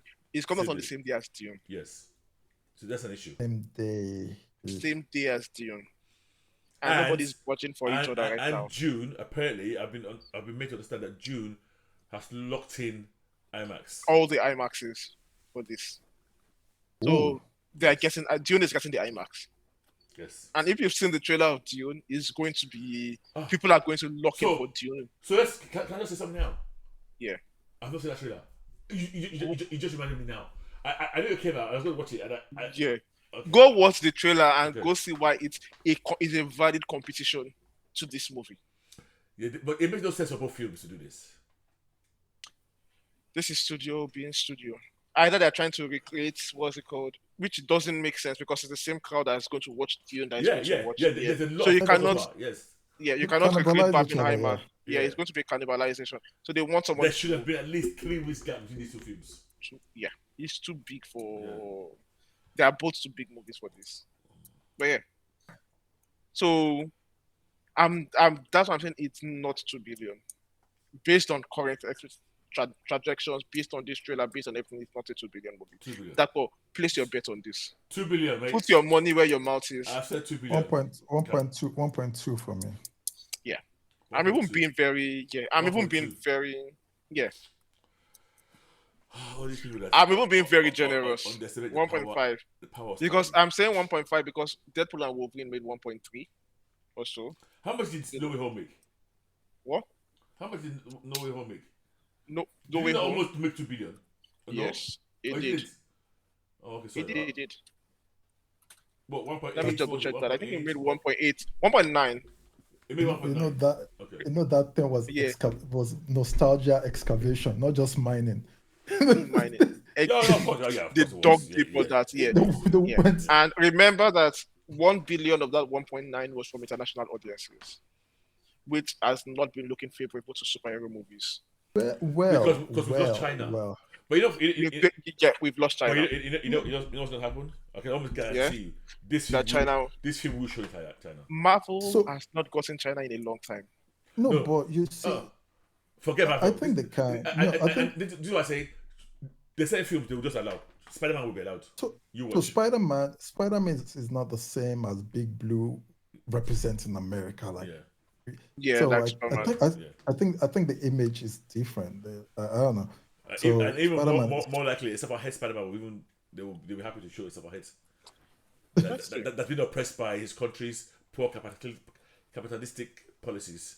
okay, let's move on. We still have Invincible. Yeah, yeah, we spent Okay. now. Yes. Respect. So that's Spider-Man. Let us know what your box Are office we stack up scoring? No is. way. We have to rate the trailer. Okay, rate the trailer. That got 5/5, Babi. No. Easy. You know, I never give 5/5. I don't think I've ever given any trailer 5/5. Are you serious? Yeah. You're not giving anything Yeah. 5 over I think 5. the highest I'll ever go. I don't give movies 10/10 now, even generally. I feel my highest movie It's is those 9. people that always take their mark for God. The No, extra because 1 point some, for it's them and God. better. There's no room to move. I'll give this a 4.5 easily. Okay. Red. Trailer based on trailer, just trailer 4. Okay, I'll go lower, 3.7. So Yeah. people listening, you can clearly see some people whose hearts does not exist. They have a soulless gap where their heart should be. You can watch this trailer and be given 3.7. You might as well Yes. just give up. What's going on That's there? above a 7. It gets an A. That will recalibrate your scores, Please. please. Right. Please. Let's But talk- Dako, come, yes? Go on. audience, please. Come and convince Dako to bet. He's making a lot of noise about 2 Why are billion you here telling right the now. audience to go? Yes, he should put his money where his mouth is. I want to collect money from Dako. I mean, since he's in the mood to give out, like, he should give out money, please. But yeah. But okay, so that's it for Spider-Man. Yes. We are really looking forward to that. Now, moving on to Invincible. The first 3 episodes dropped, Yes. launching the season 4 of this particular animated TV show we've been Yes. enjoying. Yes. So, I'll quickly run through just episode highlights, and then we'll just discuss, pick and choose our topics. Yeah. The- Go for it. Yeah. The 3 episodes figured recurring threats that we've dealt with in the past. Episode 1 introduced the Sequids back. Yes. We saw they were not dealt. The situation was not rounded up in the last season because there was one person that got away. Yeah. Now we have a new season where they'll come back as a bigger threat again to be dealt with. In this same episode, we are introduced to Dinosaurus. Yes. Yes. A character I want you guys to keep. If you have not read the comics, keep an eye on this particular character. It's an interesting character. He's even made even worse here. He's the Thanos, basically a Thanos kind of character. Well, he was in episode 2, right? Wasn't he? Was episode 2, episode 1? Oh, okay. What did I think It was, episode it two? was the first fight. It was in the Okay, first okay, fight that okay, Invincible okay. had. It was the first person he thought he was going to kill. Yeah. Okay. So he's an interesting character that wants to destroy the world. that was happy with all the destructions that happened and angry with Invincible saving people because it wants to basically do the Thanos thing, reduce people to have enough population control, Okay. basically. And then we have this issue with Oliver and Mark, where Mark is trying to get him to do more superhero stuff, and Oliver was like, "I'm tired. I want to play games." It's so That's funny. a recurring, yeah. It's so funny that season before Oliver was wanted to be out there all the time. They're not Yeah. doing the job. He's not fed up. It's typical kid behavior. Because Oh, yeah, very. I want a dog. I want a dog. I want a dog. I want a dog. You give them a dog, and then in the end, the dad ends up wanting to know the workings of the dog. Yeah, because it's like it's not exciting. It's now a job. I don't want Yeah, to be yeah, a yeah, job. yeah. I want to have It's fun. become routine. Yeah. For him, yes. And to be fair, he's a kid. He's exhausted. Constantly going out to fight, it gets exhausted. It needs a downtime. So there's that one for episode 1 with all the personal characters going on behind them. I think Mark is dating Eve and he's going to go and meet her dad and all of that. And Eve's And powers Eve's powers are on the on the they are on the weird. fritz. Let's use that phrase on the fritz. Face. Okay. Yeah. Episode 2 takes us to the Viltrumite Empire. So We get the backstory. stop. Yeah. The key moment, episode 1. You didn't mention talk about it now. Or you want to come back? Which to one? It? When Which one? The punch of episode 1. The key moment. The ending moment. The squid. Wait. The squid. Oh yes. So episode 1. Sorry, the main storyline in episode 1 was Mark is losing it. It's slowly coming. Was it losing it? What would you do? It like he's losing it in terms of like the level-headedness and control you need for those situations. Mark is getting closer and closer to the point where he wants to kill villains to put them No, down. but permanently. what would you do if this threat keeps coming back and you have That's this the one thing. chance moment to take care of it once and for all? That is the question. So For the last episode, I mean for the ending scene, most likely the same thing. Yes. Okay, because I didn't fault it. No. I didn't. I had absolutely no problems with it. Yeah. That is kind of scene we've all seen in many movies where these people hesitate and we're screaming, just do it, and in the last. So I was, in terms of what he did, I got no issue with it. The only issue for him was that he had a second. Maybe if he waited a second, they now kind of put it there that maybe if you had waited a second, we could have saved that Would guy. have gotten there. But Maybe if he had waited a second, the shield could have overloaded. exactly. But you're risking the whole world Humanity versus for this one one man. person. Something I've always got angry with, like Star Trek and people doing. So yes, I got no qualms what happened, but I can I see. mean, it's. Yeah, go on. I get why people don't like the people in that universe don't like him doing that. Because No, you know what? Sorry, I didn't buy it as well. I didn't buy Cecil's attitude to that because to be honest, I think that was a reason. I thought, hey mate, if you kill somebody like too early, fine. It's I thought different, yeah. the guy waited until almost the last second, and he still hesitated. And even when he did it, he was not happy that he did it. I still think those are all healthy things. these are Personally. things that throughout the episode, Mark had come close to killing somebody before. For someone like Cecil, he's seen this particular pattern, he's seen who he comes from, he's seen someone that technically doesn't work for him, technically he doesn't have a way to control, becoming more comfortable with taking out threats. So it's not even about whether this threat was valid to take out. It's about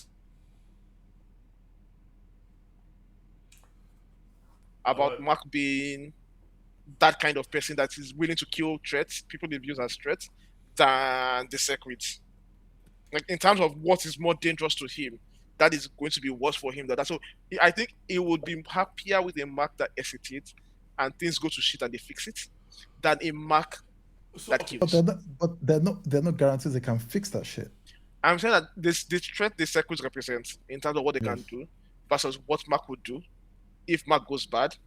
I'm like, He's not saying. I remember what Cecil said. He's not saying that hey, don't kill. He's saying don't be the one making that decision to kill. Let me make it for you. Cecil wants control. Control. Yes. Cecil's full of shit. He's full of shit. You're the same guy. Absolutely. Last season when you say you need to end this guy, you need to end that guy, you need to do this, and now you're trying to act like it's not to me. It's not loose cannon. You're just worried that he's doing it of his own back now, versus when you were the one. That in is charge. a loose cannon. That is a loose cannon. That's No, definition no, of a a loose loose cannon. cannon. It's not a loose cannon. It's a loose cannon because It's not in your if the control. cannon is not doesn't belong to Cecil, it's a loose cannon.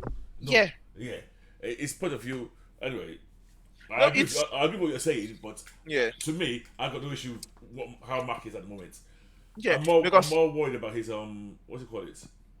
Oliver. No, Mark. It's PTSD. That's what I'm worried about. Yeah. Okay. So he's still dealing with that as well. But yeah. Yeah. So Mark killing and Mark not killing because Mark wanted to kill dinosaurs and because of like No. You see, again, to me, and because I've seen your people say this as well. I said, no, he didn't. He was flying. He was flying to punch another dinosaur, and at the last minute he realized he was a human, and he paused, and he was. and he hesitated. It was no. He and then he wanted killed him. to. He held him there, and he was considering it. Not that I'm not saying he was going Yeah, to do it, but he but stopped. he was seriously. Yeah. He's, no, I'm not saying. I'm not blaming. I'm not saying Mark is at fault or anything here. No, okay. But I'm saying that in that moment, Mark was considering it that. Wait, if I just punch this guy, and I kill Yeah. him, this guy would never threaten anybody again. And all of this is coming from Angstrom So, yeah. from the season before. Yeah. I let Angstrom leave, Yes. and Angstrom came back to threaten me. Now, if this guy now, Not just threaten me. It's the Armstrong caused Armstrong- mayhem. mayhem, Angstrom brought all these invincible clones to my Yeah. world and almost killed everybody. Broke So, his mom's arm. You know. abandon me, if not for future people that can come and rescue me from wherever. So it's like, I get it. Mark is at that particular edge, and if he's at that edge, if you're in Cecil's position, you really don't want to see him taking actions that tip him over to the other side. Because this is a kid that doesn't listen to anybody. That you have nobody he listens to in your circle. So you're really hoping that you can guide him away from those actions. So I get that. Okay. That's the thrust of episode 1, dealing with that particular mind frame of Mark. Yeah. And episode 2, we take a break and we go to the Viltrumite Empire. We see you see the world that gave birth to Omni-Man. Yeah. You see how that very unsustainable culture actually is built. Where we met the grandparents, where they beat them, where they beat him. Unsustainable. Interesting. It is on that world. Why unsustainable? The idea of power above all, like you need to be super strong to rule, means that you're going to systematically kill out everybody that is you're going to value strength above brains. Yes. Yeah. And that so it becomes the incentive for the power for that unit for that world is to become strong, not intelligent. And intelligent people. No. But they're not mutually exclusive. So surviving. So here's where you get this wrong. It's survival of the fittest. A lot of time that includes brains. And let's be very clear, survival of the fittest is what happens on Earth. Yeah. It just happens that our superpower was our brain. Yeah. Where your own level, the people who are smartest in that planet are also part of. No, so what I'm saying is that in that planet, because they are what they emphasize is physical strength above all. We will emphasize intelligence and ingenuity above all. It means that their level of we don't. Like, I'm saying that. Okay. Yeah, but I was going to say even for them, physical strength and brains are not mutually exclusive. You can have both, and having both actually takes you to the top. Above, because now you have two strong people. How do you have to outwit the other strong guy? You have to outwit them. Yeah, so, to win. So what I'm saying is that, how do I put it this way? Remember when they're doing that school bit? If you're not sharp enough to answer the questions, that's another reason why you could die. It was going to squeeze that kid's brain. Yeah. You know what? I was praying that they don't do it because I thought he was going to do it. It's funny. I thought they won't do this. A white guy with his hand on a black girl's head, a kid. No, they're not going to do it. And I said, even this show can't go that far. but then the hand started squeezing. Yeah. And then because it's for me, it's like why back to the unsustainable bit. It's like if you keep on emphasizing strength as the dominant quality, that is who would naturally rise to the top, the strongest, the physically strongest people. I think at 3 billion people, it's sustainable. When they're just 50, then it's not. Yes. Yeah. It becomes a problem. It was sustainable when they had billions. Yeah, billions. I think systematically, you're systematically, that 94 4 billion. Let's say it gets to 6 billion. You do another purge. You come back 94 billion. I think that's sustainable. In a way, it's how we used to be cleaning ourselves. All those Kublai Khan. Yeah, but we didn't. But all of these things, for example, in modern Earth history, all of these societies, they did, what changed them from what made them last longer beyond the survival of strength is when they turn to civilization rules. So they start with expansion. It allows you to expand very quickly, strength.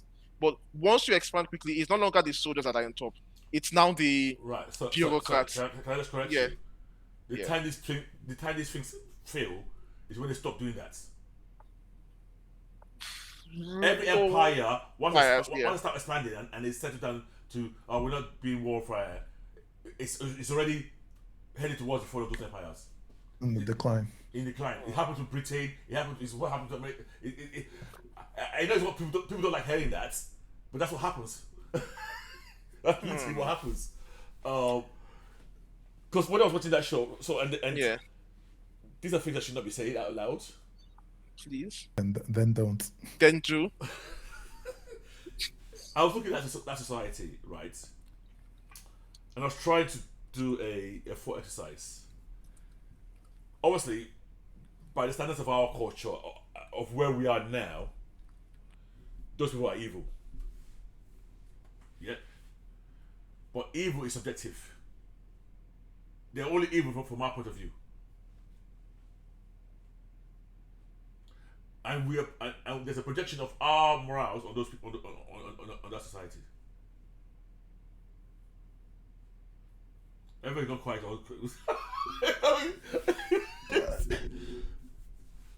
I'm on mute. That's why I muted. That was why. I'm not quiet. I disagree with your. Take. Okay. I disagree with your take on this. I think they are evil. It's not a matter. I don't think they are. No. I'm not saying. You would think they're evil. I agree that you should. But that's your perception of them. And my point was, because we are who we are, and we have our own values, and we will judge people based on our own values. So yes, they are evil to us. But that's what I said. I did the thought exercise.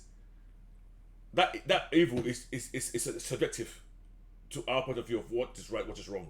To them, it's not evil. Fair. It's like saying that you are basically arguing that evil is relative. Is. Honestly, is. I don't think so. Let's stick to it. Let's talk about Bill from White, please. Yes, please.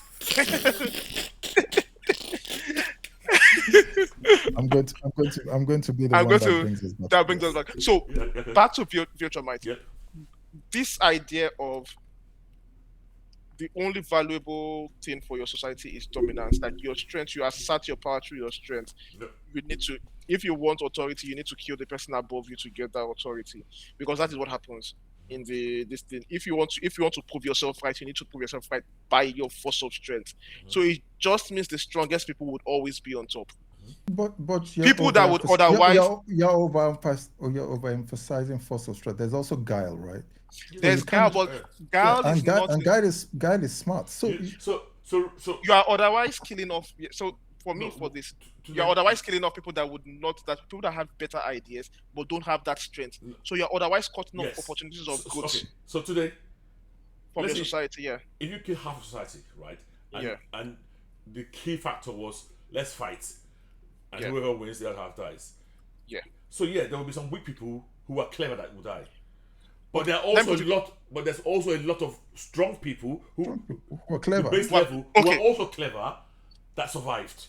That's a good thought experiment. Yes. So if you kill half of society and let's kill the weakest people. Yes.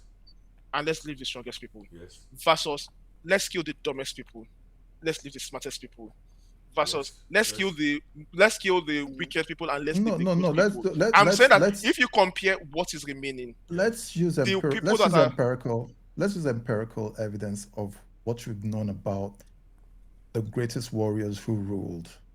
How many of them have we been told that categorically, beyond being strong, were also very, very savvy? the I can greatest, tell you the, Temujin from Genghis Khan to yeah, from Chinese emperors. Alexander. Take yeah. Alexander. So Yeah. beyond, so all the greatest warriors who ruled, beyond being strong, they don't emphasize strength as the only way to power They in their, do. They no, as let in they for let them, they let no, them- say they for let their men themselves, in. for They let their themselves, men in. But that's how they See, also see, that's see, how they also held strangleholds on their on their societies and how they society. No, so ruled. Yes. what you are saying, what I'm Yeah. saying is that for those people that ruled and that Yeah. ruled for a while, for themselves, they said because I'm the strongest, I'm ruling. But they don't build a culture where you have to kill to be above. They had a strong No, cadre of bureaucrats and people that ensured They'll the system worked properly. Like, yeah, no. That's not always true. They that is killed. true. They Otherwise, no. it's not a sustainable society It's just, where Wait, how did Genghis Khan get to the throne? So this is to me, my issue with you is saying Do you know? it's not. It might not be ideal in terms of it could go faster, but is it sustainable? Yes. Genghis Khan killed his Yes. uncle, who killed his dad. Then when his brother started showing any signs of being a threat, he So wiped his brother and he after wiped his brother's family and his kids because he didn't want anybody. So after Genghis Khan dies, the entire empire already wasn't so stable. Like, okay, let me put it this way now. Let me put it this way now. His grandson, the fall of the empire of whatever he started Yeah. building, started with his grandson Kublai, Because who started emphasizing Yes, exactly. so brute force. Yes. look at societies. Yes. Look at societies that sustain themselves longer. These people you are mentioning, they were at the peak of these societies, right? They got to that level. I'm saying that you can get to that particular level with this particular strategy, but this particular strategy cannot keep your society together long term. But you know what happens? Yeah. They always it's when they stop doing what they're doing. When they stop doing what got them there, becoming civilized, and that's what it No, but ends. look at societies that stay long term. Yeah, Like the Roman Empire. The Roman Empire. Why did they fall? Roman Empire was brutal as fuck. They were brutal as fuck, but it wasn't. So there's a difference between. I'm not saying that. I'm not talking about being good or anything. I'm not talking about being good or anything. I'm talking about like being what you emphasize as the incentive for rising in your culture. Yeah. Roman Empire for the longest time, it was not the soldiers that ruled. It was what caused the fall? their internal. It wasn't the soldiers that ruled. It was the Senate. The Senate had a lot more power. The Senate used the force of arms to rule. It was the fact that you have clever people. Roman is the power and strength of Roman, and how they went out, raided, killed, went war and fight, and it's what sustained the entire empire. The moment they start using force of arms, you are confused. What I'm saying is that I think you are build Viltrumite. No, Viltrumite. You are conflating the part where, for example, in the Roman Empire, for you to become this state, there are some laws you need to obey. Yeah. You can't just walk in as your personal person. Yeah. Walk in and say, "I'm going to kill this person and I'm taking your position." The Viltrumite Empire tends to behave. It's not your personal strength that determines your place in society. There are rules for that. Yeah. So it's not a society where, depending on how strong you are, you can become the emperor of the world. Yeah. So that's where I'm saying that you need to work the levers of power. But if it's a society that is constantly dependent on how strong you personally are, it's why, take for example this useless Wakandan culture of anybody that challenges the king becomes the king. That's like one of the dumbest way to rule, because you are going to get a dumb person that is super strong that takes over power. So the reason why I disagree with that, and we're talking about a fictional company. The idea was that their gods decided. That's the winner. That is the, because you're right. If it was just purely random, let's just fight and you will get. And to me, there are cultures that were like that. Yeah. But what I'm saying is still, I don't. It's not being sustainable in terms of the society falling apart. No. Now the question I had, and I think maybe today was touching on that, is prior to the infection. So we see them getting infected with. Obviously, they made. Actually, no. I've answered my own question because I was going to say prior to the infection, were they raiding other civilizations? But I just remember they were. Yes. Everybody working for them were on Viltrumites. Yeah. So, but anyway, moving away from that, we have a sequence that I liked the tragedy of the fall in a way that I really enjoyed. Of like what the disease did to that society. You like that? You enjoyed it. I enjoyed watching it. Not that, let me put it this way, not that I liked what happened though, but I like that they were able to depict that the way they depicted, the way it looks like, the way it was, okay, this was actually a tragedy that was happening. I've worried for you, this man. No, I'm not saying it was a good thing that happened. I'm saying I enjoyed the movie sequence. That normally you don't see the fall of the empire depicted in a. I like the fact that they were brave enough to show the scale. Show the scale of that happening. Show that okay, this is a tragedy. This is not a good thing that happened. What this guy did is not something some people are happy about it, but it's not something. Right. So you said it's not a good thing that happened. I know what I'm getting at. Yeah. For everybody else in that empire, it's a good thing. Okay, yeah, I'm sorry. From the point, it's not something that you are. They don't shy away from showing that this is a horrible action. It's going to result to a lot of good for a lot of people, but the action in itself, it's basically the destination of the entire. My question. Yeah. So we see the Vegemite, and I like the fact that all the bodies now form the ring. The Saturn ring, yeah. Around the planet. That was cool. Yeah, no, my question is, this is like, so we saw that the guy who's leading the coalition was the first person in years to kick back against their whole culture, basically. The culture. So I guess he was the first woke person on Viltrum. I don't understand how many people before him, even had those kind of thoughts he had. So okay, probably took off their heads once you. So let me take a step back. And this is all me. This is nothing to show us show. I said to myself, these people are aliens. That even their whole body, their whole wire, the way their emotions were, the way it's totally different from us. I was thinking, what are they actually incapable of thinking the way we think? I mean, Nolan disapproves that automatically anyway. So put that to one side. Actually, all the Viltrumites disapprove that automatically in the books. Okay, in the books.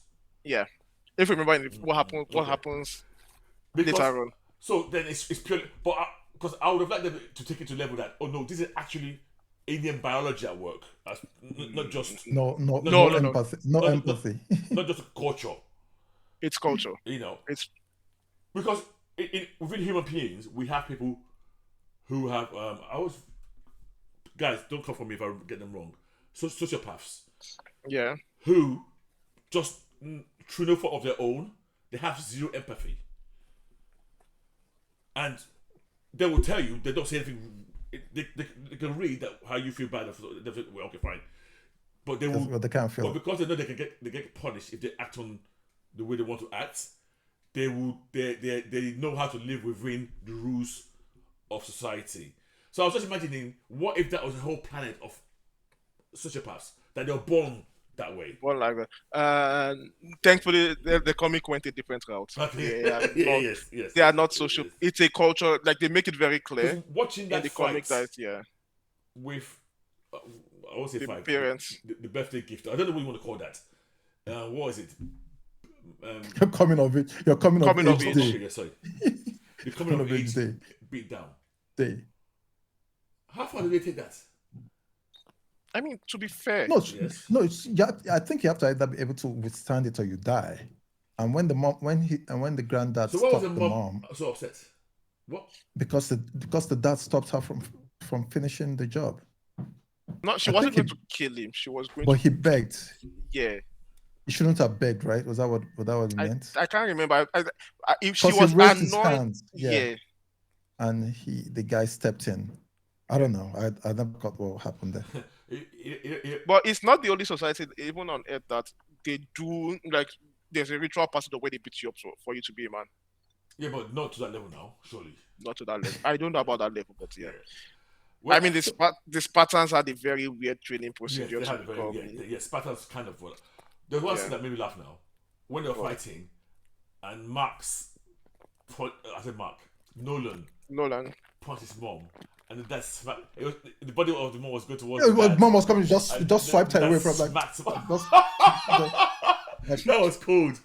Yeah, that's called like Koshiku. But I did not understand her anger at the end. I really did not understand. But I guess you guys are saying that was disappointment in. He was disappointed. I don't know what triggered it, but it was disappointment. Yeah. Okay. And then she felt the dad was cuddling the boy, and I'm like, what? So, but she did not die, right? She died. They all died. The father. I'm okay. We didn't see her. Because we didn't see her. We saw the body of the dead of the father, but we didn't see her. Father. Oh. So my question is, if you're Nolan and you find who did this, do you agree that he did the whole universe a favor, or you're taking him out? I'm taking him out. If Nolan found this guy before season 1, no, he's taking him out. He's taking him out. But now, this guy's already having a crisis of conscience. Yeah. Even now, I'm taking him out. I don't know. I think I'm taking him out. I can't, regardless of the crisis of conscience, I can't forgive. I can't forgive. It depends on the level of the crisis of conscience you have. Let me give you a scenario. Right? Nigeria suddenly invades, I don't know, Benin Republic. Yeah. And we brutally start doing all sorts of heinous crimes towards them. And then one of the Benin persons creates a disease that affects only Nigerians. All the Nigerians, and I lose my family, and I see him. You lose your family. Your family will kill his family. And then, I'm going to kill him. And then years later, it's not the same. No. Much years later, you now realize that this is this guy. You're gonna kill him. I'm taking him out. Yeah. The good person will say, even though you know in your mind that it's your own family that were wrong. It doesn't matter. The good person will say, break the chain of hatred, break the cycle of violence. Don't take him out. I won't. Nah, fam. I won't kill him. That guy. He wiped out a whole race. Sorry. That's genocide. Actually, sorry. I forgot one key factor. He's making a new one to do it again. Well. It was Nigerian. Yeah, it was one of them. In my senior, I was saying it's a Benin. No.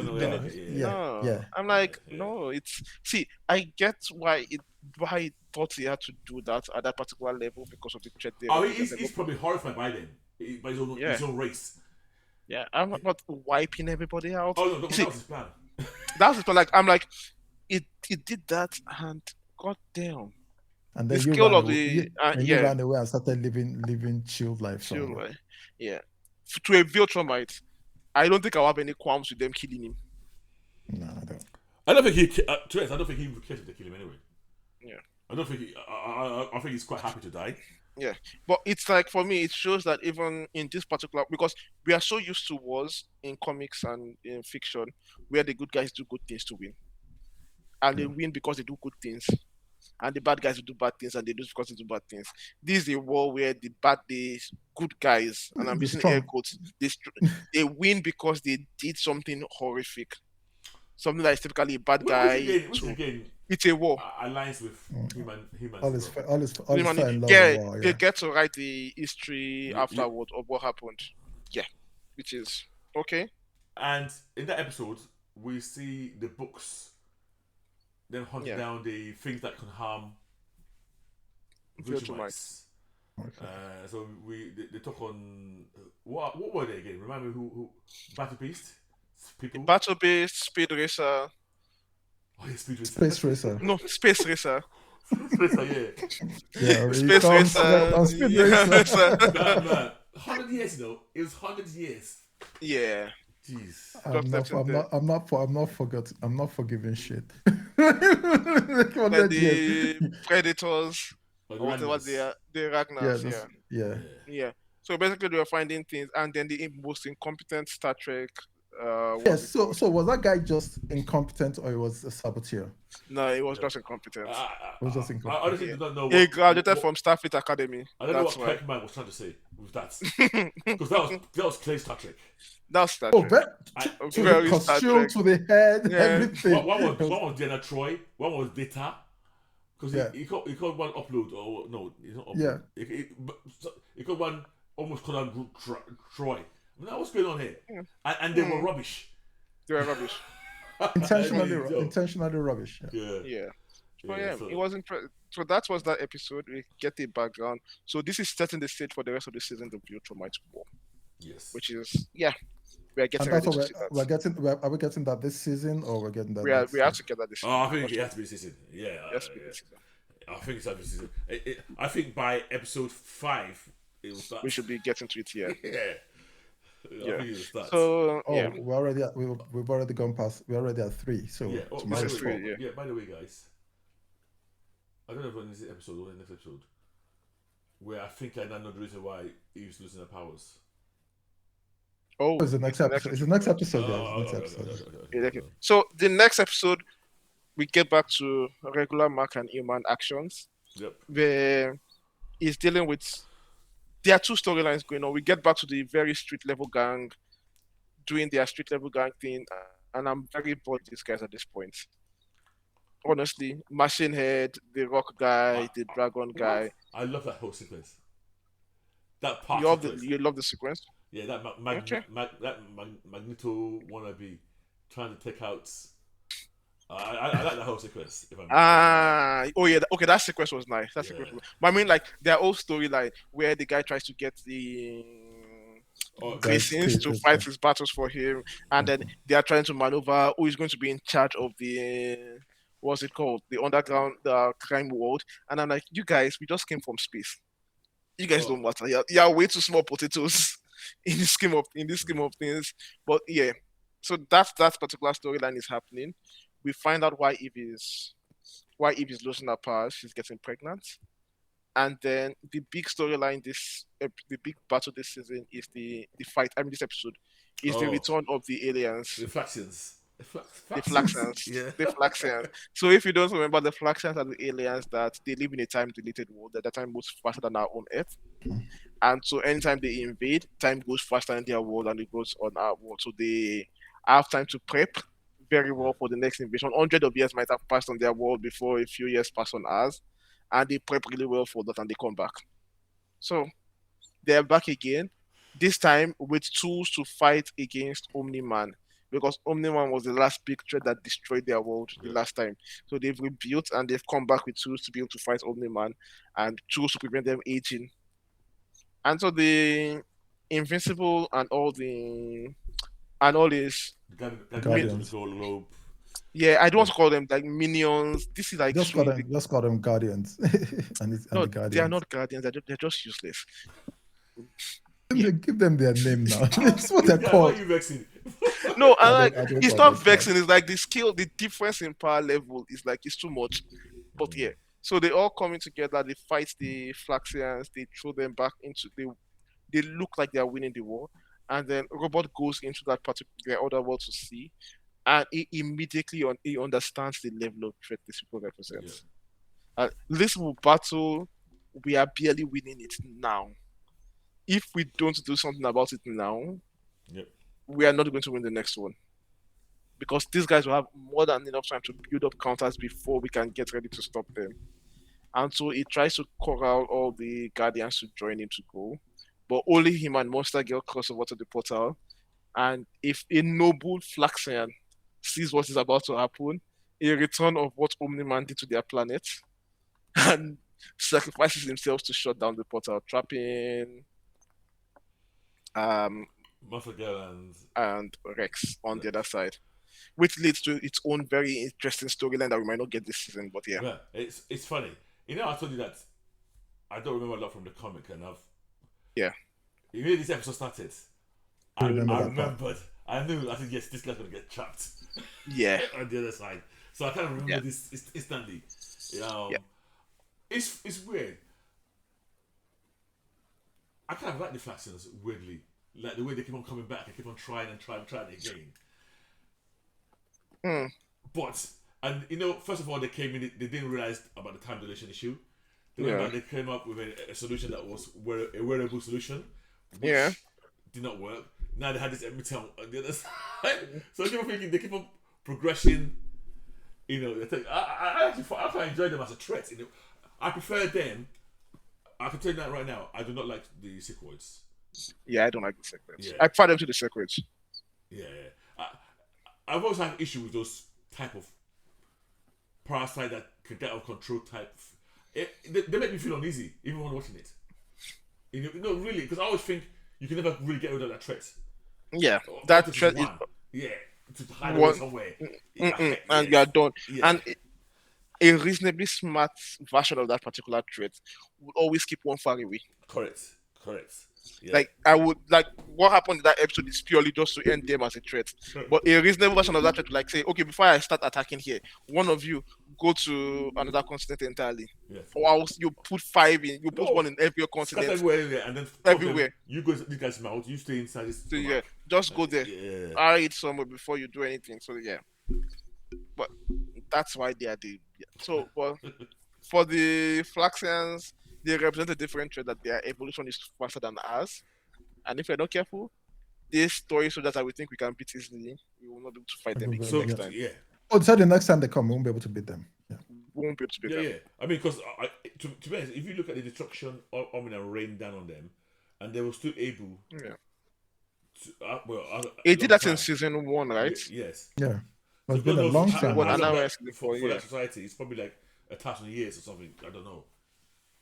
Since that happened, and they, it's probably even longer than that. Actually, it had to be longer than that they had.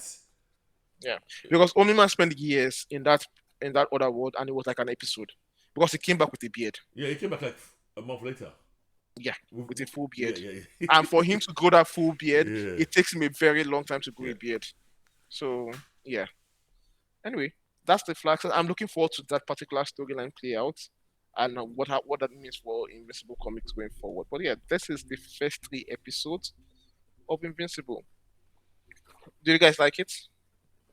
I loved it. Any issues so far? My biggest issue was not just Cecil moaning about Mark's opinion. The fact that the Guardians of the Globe were also doing this. A lot of the characters were all on, talking about it, and I thought it was a bit over. I thought it was a bit over the top, Because Cecil and Donna were discussing it. The Guardians of the Globe were discussing it, and then Mac himself was stressing about it consistently. He's a kid. He's still a kid. He's still a kid. Well, you need to get over it quickly. It's in World War II. His mates, 14-year-old people were in the war. That was a real traumite. It's a real traumite. I might not be as empathy. Empathetic about it. I'm not going to stress about something if I've done the right thing. Me and my son today were discussing the trolley problem. Yeah. And you are always going to press the button. Yes. And then I realized something about when I'm discussing it. When I scale out the numbers, they find it easier to press a button than when the numbers are low.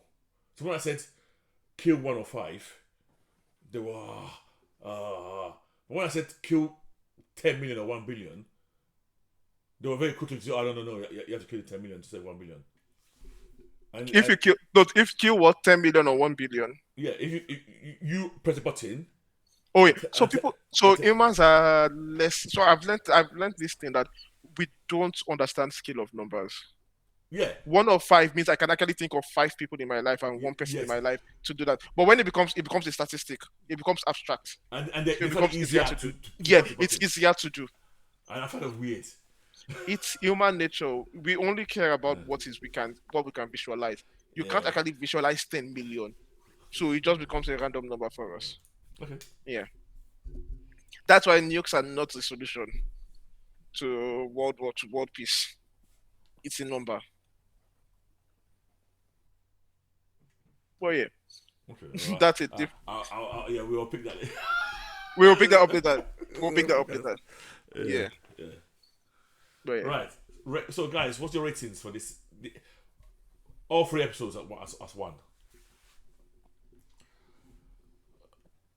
And if I'm going to put all 3 together, I think I'm going to, at the moment, I think I'm going to keep it like just a nice 3.5 for me. Yeah. Because to me, I still think we lay the groundwork for what's to come, personally. Oh, I'll give it a 3.8. The one thing I like is, I don't like the sudden come to Jesus moments. Yeah. I kind of like the slow Omni-Man's regrets, or no regret, not regrets, but his rationalization for why he did what he did. So I like how that is slowly turning around. I mean, to be honest, he's questioning his whole upbringing. It's a hard thing to do. You know, you've been born one way, and he must be like hundreds of years old. So it's not like he's really old. Yeah. Imagine one of us trying to flip our entire worldview to a Vegemite worldview. I mean, not that cool. But red. Imagine trying to flip your world into a Vegemite worldview, and learning that is the right way to live. Imagine how difficult it would be for. It's gonna be tough. In real life, and jokes apart, I think today is right, because it's also why I believe there's always will be a generation divide between human beings, because you get to a certain age, you don't change your mind. You might adapt to live in the society, but not necessarily agree with the new viewpoints that are coming up. Yeah. So for as you said, for Omni-Man to even consider that fact. Consider that. Am I wrong? You know, in what I did. Yeah, I'm sorry. I guess. Imagine taking something so fundamental to your identity, and saying that is wrong. Wow, that means you are saying you've been wrong your whole life. It's a tough thing. So, but I like the way they are handling it here. It's not somebody punching you in the face and saying be good, and you decide to be good. It's actually a process. But yeah. So that's Invincible. So 3.5 as well, I think. It's not excellent. It's not. It's just okay. Yes, sir. I said 3.8. Okay. So we're not too far. We're not too far off from it. Yeah. Okay. Cool. My favorite episode though was the virtual episode. Yeah. That was the music in that opening beat, top notch. Top notch episode for me as well. Okay. So that's a long episode. This is a long episode. Yeah. But welcome back. This is Naija's Geeking Out. Let us know what you think about the first 3 episodes. Let us know what you think about Spider-Man trailer. And make sure you catch on Daredevil Born Again this evening. Or this morning. Depending on when you're listening. Yeah. Tonight for me, actually. I think I might cancel my Disney. Hey, let's say our goodbyes. Goodbye. So goodbye, guys. See you next week. Right. I'll see you guys next week. Yep. No, not next week. I'll try next week. I'm not sure. And once again, guys, thanks for listening, and we'll see you later. Boom, boom, the drums are loud. Hey, boom, boom.